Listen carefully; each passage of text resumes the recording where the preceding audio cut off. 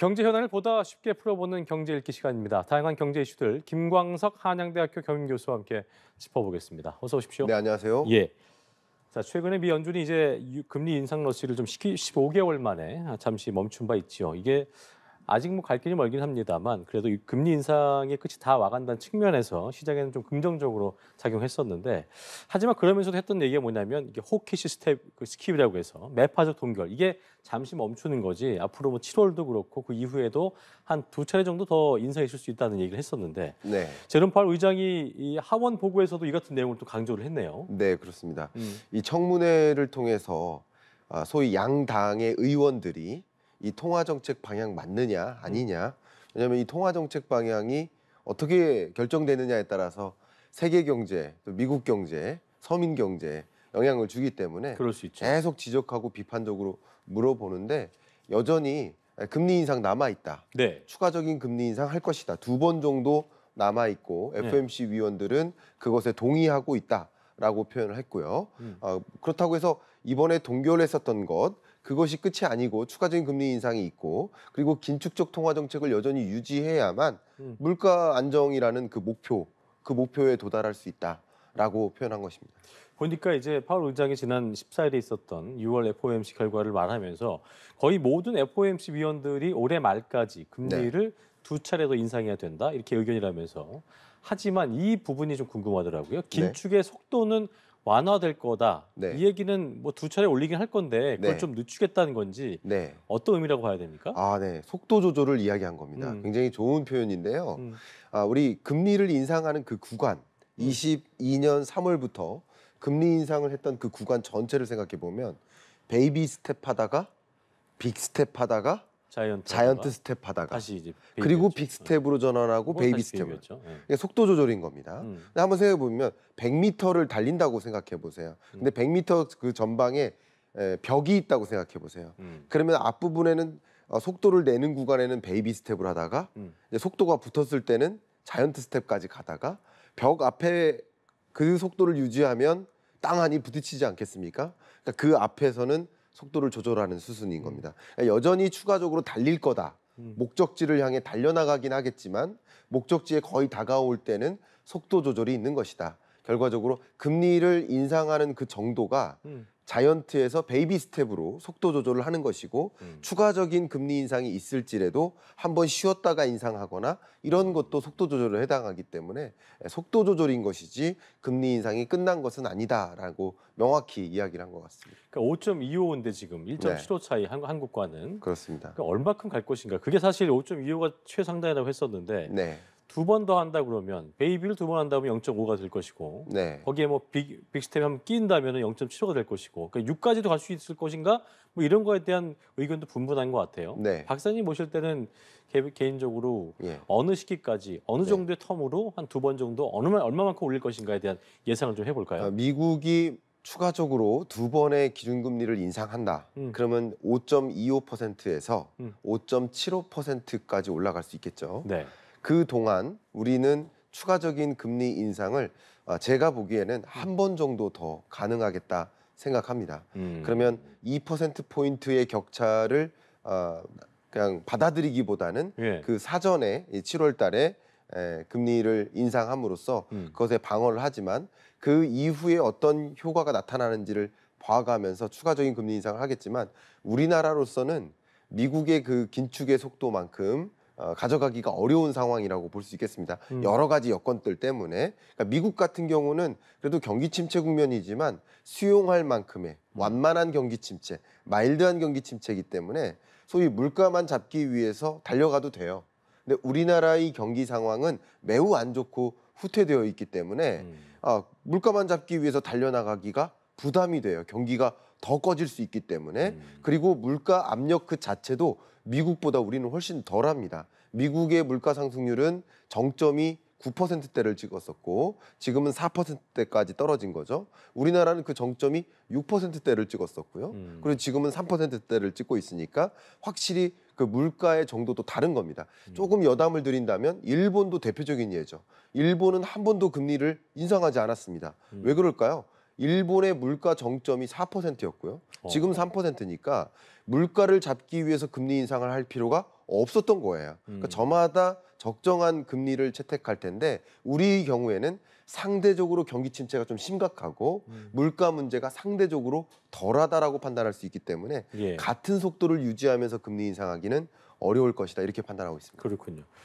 그동안 연준이 이제 금리 결정할 때 보는 그 지표들이 여러 있는데 항상 얘기했던 것 중에 하나가 금리를 동결 내지는 동결 내지는 뭐 내리는 것이 어렵다고 봤던 부분이 이제 고용 시장이 아직도 너무 탄탄하다. 맞습니다. 이 부분이었는데 네, 일자리를 원하는 공급보다는 아직도 일자리를 필요로 하는 맞아요. 수요가 더 크기 때문에 이게 네. 이제 물가를 잡는 데 어려운 요소라고 항상 저희가 짚었었던 부분인데 네, 근데 이런 말도 했어요. 여전히 수요가 크긴 하지만 네. 그래도 수요와 공급이 균형을 맞춰가고 있다. 네. 이건 어떤 변수로 작용할지도 궁금하네요. 좋습니다. 일자리가 음, 과잉 공급된다면 음. 수요는 별로 일자리를 일하고자 하는 수요는 별로 없는데 인력은 뭐 일하고 싶어 하지 않은데 음.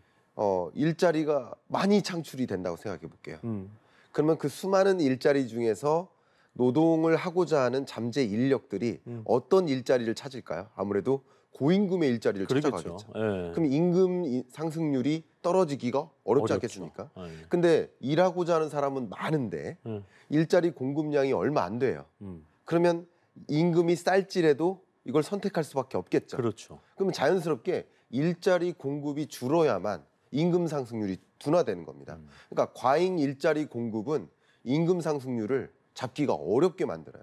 결과적으로 지금 물가를 잡는 그 메커니즘이 뭐냐면 금리를 인상하면 기업들이 신규 투자를 못해요. 신규 사업을 못합니다. 그럼 신규 일자리 공급이 줄어들겠죠. 일자리 공급이 줄어들면 임금 상승률이 그래서 떨어지는 겁니다. 그러다 보면 자연스럽게 물가가 잡히는 거죠. 그러니까 물가를 잡는 메커니즘이 그런 것이죠. 기본적으로 약간 경기 침체가 네. 필수적이겠네요. 그렇습니다. 그죠? 경기 침체 올까봐 경기 침체 오니까 빨리 금리 인하해야 되는 거 아니냐라고 말씀하시지만 아닙니다. 반대입니다. 경기 침체가 와야만 하는 거예요. 지금은.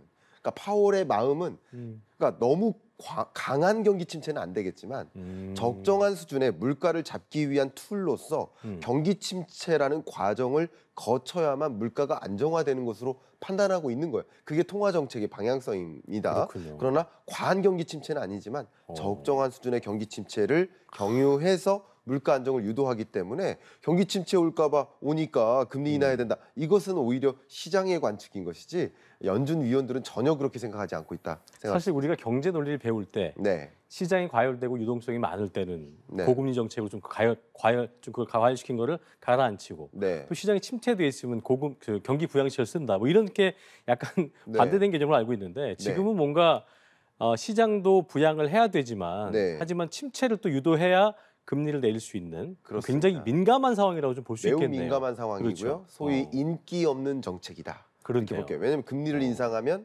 결과적으로 해고 건수가 생기겠죠. 그렇죠. 실업자가 생기겠죠. 그러면 많은 서민들이 안 좋아하겠죠. 그러나 그런 여정이 있어야만 물가가 잡히는 거고 물가를 잡고 나서 그러고 나서 경기 부양을 해도 늦지 않다. 이것이 통화 정책의 메커니즘이라고 생각이 듭니다. 우리 입장에서는 사실 뉴스에서 네. 실업자들이 늘어나고 있다. 뭐 네. 이런 얘기가 좀 뉴스가 나와야 경기가 참 잡히고 있나 보다. 물가가 잡힐 수 있나 보다 생각을 해야 되는 지표가 될 수도 있겠네요. 정확하십니다. 그렇죠. 적정한 그러니까 과도한 경기 침체는 아니래도 경제 위기까지는 아니래도 적정한 수준의 뭐 이게 적정하다는 표현 좀 어폐가 있겠습니다만 그렇죠. 예. 어느 정도의 경기 침체가 있어야만 물가가 잡힌다.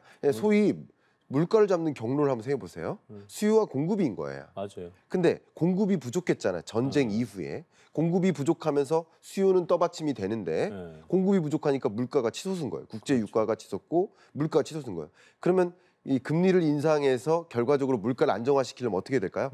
수요를 떨어뜨리는 겁니다. 떨어뜨리고. 수요를 떨어뜨리는 여정이 뭘까요? 그게 경기 침체죠. 침체군요. 그러니까 용인된 경기 침체. 이렇게 생각하면 되겠습니다. 필수적인 부분이다. 그렇습니다. 그 부분은.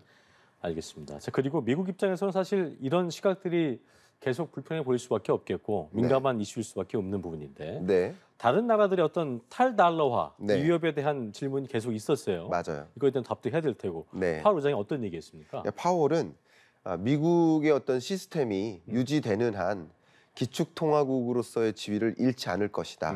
지속적으로 글로벌 기축통화국으로서 유지가 될 것이다.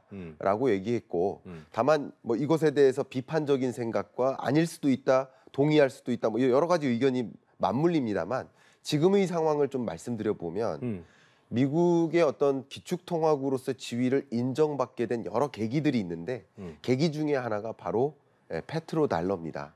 소위 원유를 우리 특히 사우디로부터 우리 원유를 달러로 결제할 수 있도록 하겠다. 근데 그때는요.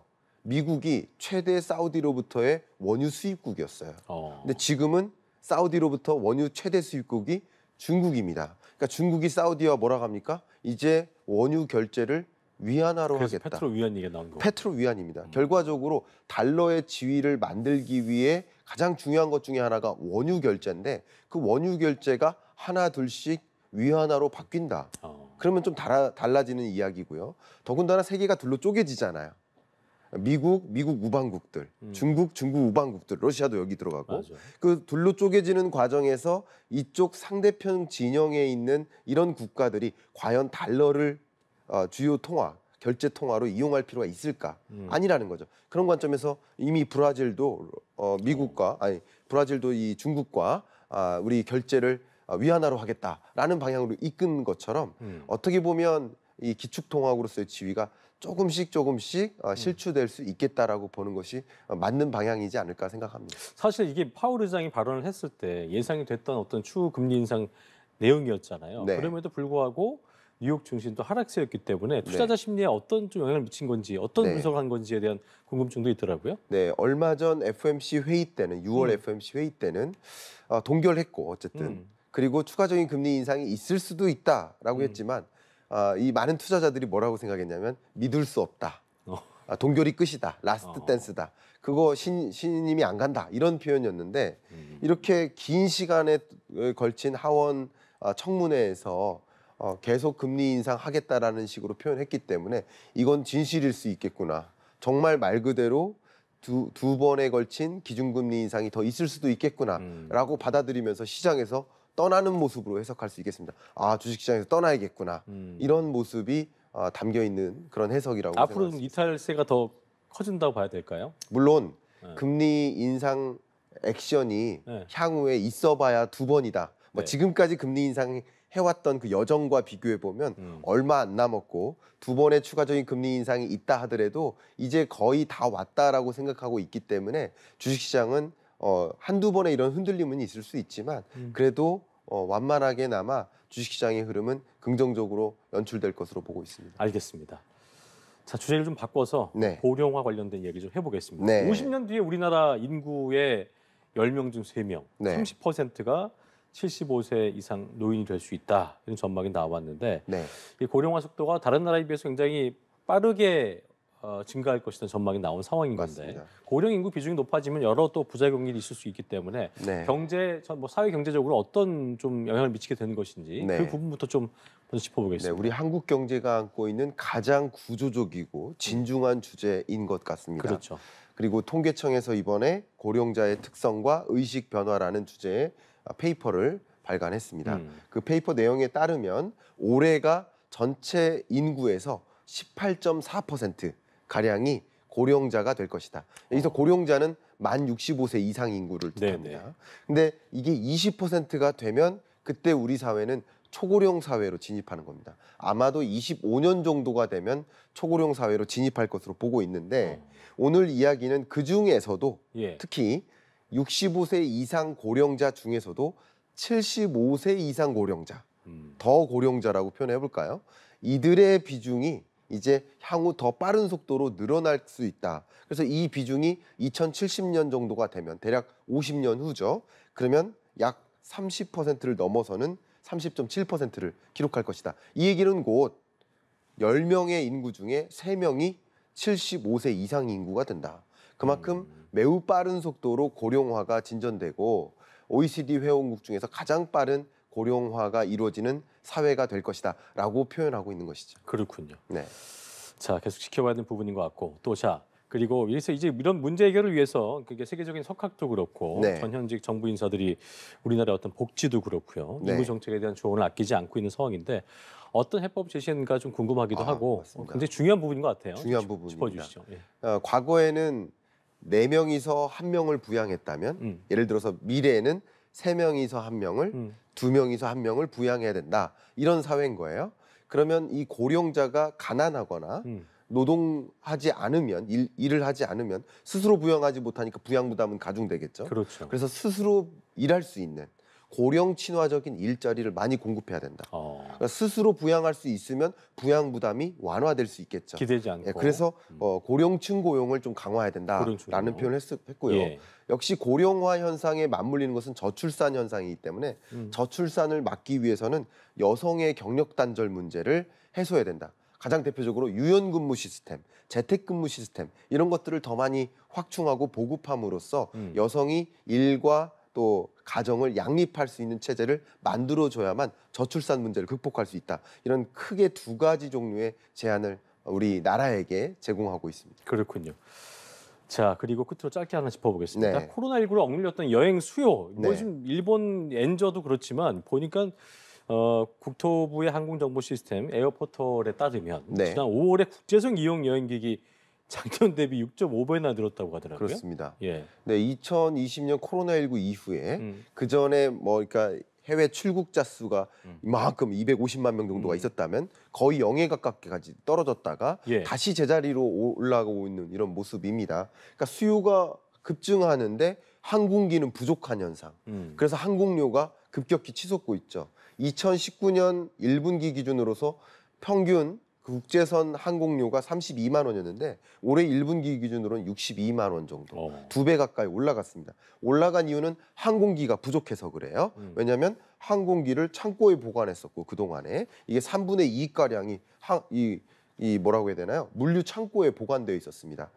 그리고 두 번째는 항공사 직원을 대량 해수했었는데 이 직원들을 이렇게 해고한 이후에 다시 제자리로 복귀하는데 시간과 임금이 또 들어갑니다. 그런 것들이 반영되려면 또 역시 항공료가 올라갈 수 있고요. 이렇게 급격히 항공 수요가 늘어나니까 자연스럽게 항공료도 올라가고 있는 현상 이렇게 나타나고 있습니다. 알겠습니다. 여기까지 경제읽기 김광석 한양대학교 교수와 함께했습니다. 오늘 말씀 고맙습니다. 감사합니다. 예.